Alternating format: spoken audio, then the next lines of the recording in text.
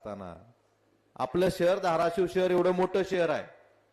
आज लहान लेकरांना माझ्या माता भगिनीला कुठल्या लेकराला जर म्हणला गार्डनला जायचं तर एक तरी गार्डन आहे का? आपल्या शहरात जिजामाता उद्यान होतं, समतानगरमध्ये छत्रपती संभाजी महाराज उद्यान होतं.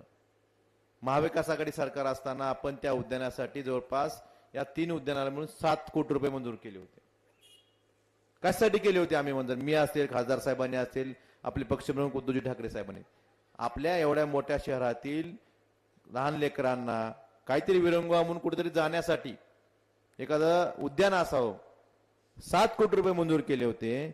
विकासाच्या गप्पा मारणाऱ्या लोकांनी एवढ्याच प्रश्नाचं उत्तर द्यायचं की त्या उद्यानाच्या कामाला स्थगिती का दिली आणि मग विकासावर बोलायचं. आजपर्यंत कोर्टात गेलो, मी संभाजीनगरच्या उच्च न्यायालयात गेलो, तिथून सगळ्या याचिका मुंबई उच्च न्यायालयात वर्ग झाल्या. उच्च न्यायालयानं आदेश देऊन सुद्धा, हायकोर्टानं सांगून सुद्धा या भाजप शिंदे सरकारनं याची स्थगिती उठवली नाही. ह्याचं उत्तर धाराशिवकरांना तुम्ही देणं गरजेचं आहे. तुम्ही विकासावर बोलताना तर मग ह्या 3 गार्डनच्या 3 उद्यानाच्या 7 कोटी रुपयाच्या निधीची स्थगिती आजपर्यंत का उठवली नाही, ह्याचं उत्तर धाराशिवच्या सर्वसामान्य माणसाला, लहान लेकरांना, ज्यांना एकही उद्यान नाही, ह्यांना ह्या भाजपवाल्यांनी देणं गरजेचं आहे. आपलं जिल्ह्याचं ठिकाण आहे, पण कदाचित महाराष्ट्रातला एकमेव जिल्हा असा असेल की तिथे आठवडी बाजार भरतो, रविवारचा बाजार भरतो. आपल्यातले बरेच जण बाजारात जातात. आपण बघितली का तिथली परिस्थिती कशी आहे? महाविकास आघाडी सरकारच्या काळामध्ये या आठवडी बाजारासाठी आपण 10 कोटी रुपयाचा निधी मंजूर केला होता. तिथं रस्ते व्यवस्थित शेड व्हावे, तिथं सगळी साफसफाई व्यवस्थित व्हावे, ह्यासाठी जवळपास 10 कोटी रुपयाचा निधी मंजूर केला होता. परंतु ह्या नतद्रष्ट लोकांनी, विकासाच्या गप्पा मारणाऱ्या लोकांनी, स्वतःचा विकासासाठी सत्कार करून घेणाऱ्या लोकांनी ह्या कामाला स्थगिती दिली. उच्च न्यायालयाने सांगून सुद्धा ही स्थगिती उठवली नाही. मग यांना विकासावर बोलायचा अधिकार आहे का?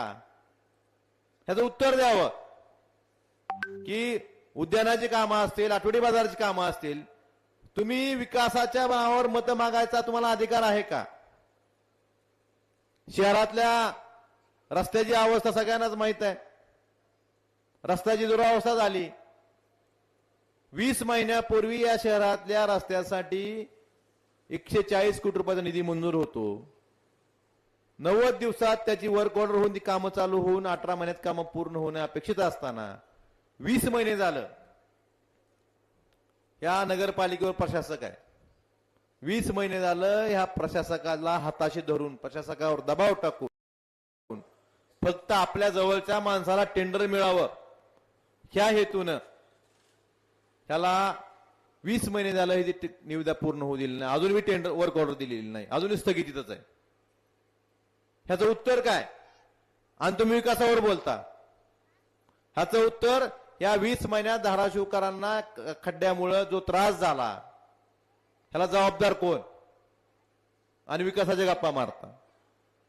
आपल्याला शहराला एक स्टेडियम आहे, स्टेडियमवर सिंथेटिक ट्रॅक मंजूर झाला, त्याचं 10-11 कोटी टेंडर निघालं, त्यालाही ह्यांच्या माणसाला टेंडर मिळालं नाही, तेही टेंडर कॅन्सल. आणि विकासाच्या गप्पा मारते. आपण एक स्टेडियम कमी पडते म्हणून तालुका क्रीडा संकुल एक शहरात आणलं, जे तालुक्यात असतं ते. आपण एमआयडीसी तिथली जागा बघितली. महाविकास आघाडी सरकारच्या काळामध्ये एमआयडीसी मधला ओपन स्पेस तालुका क्रीडा संकुलसाठी मंजूर झाला. यांचं सरकार सांगून ही स्थगिती उठवली नाही, त्यालाही स्थगिती दिली. मग यांना विकासावर बोलायचं, फक्त स्थगितीचं राजकारण करायचं आणि गप्पा विकासाच्या मारायच्या. त्यांना अधिकार आहे का?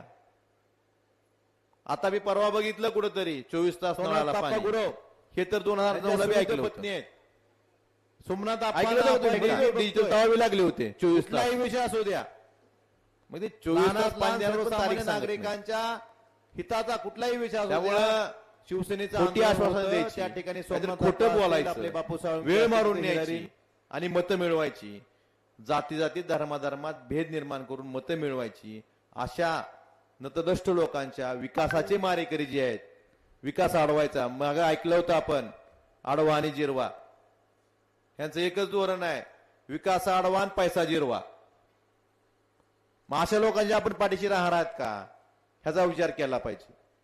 बापू सारखा एक सर्वसामान्य शिवसैनिक जर ह्या प्रभागात 6,49,00,000 लाखाची कामं पाठपुरावा करून नगरसेवक नसताना मंजूर करून घेऊन कामं करू शकत असेल, तर मला विचारायचंय, अशा माणसाला आपण नगरसेवक म्हणून संधी दिली तर हा आपल्या प्रभागाचा विकास करू शकेल का नाही. त्यामुळे अशा कामाच्या माणसाच्या पाठीशी राहणं आपण गरजेचं आहे असं मला वाटतं. आपण ह्या रस्त्यावर बघितलं, मी आलतो एकदा रस्त्यावर, 10 लाखाचे तुकडे केले, दुराळा 3 दिवसात जोडायला चालू झाला. बरोबर आहे. मग ह्या अशा लोकांच्या पाठीशी आपण राहायचंय का? आम्हाला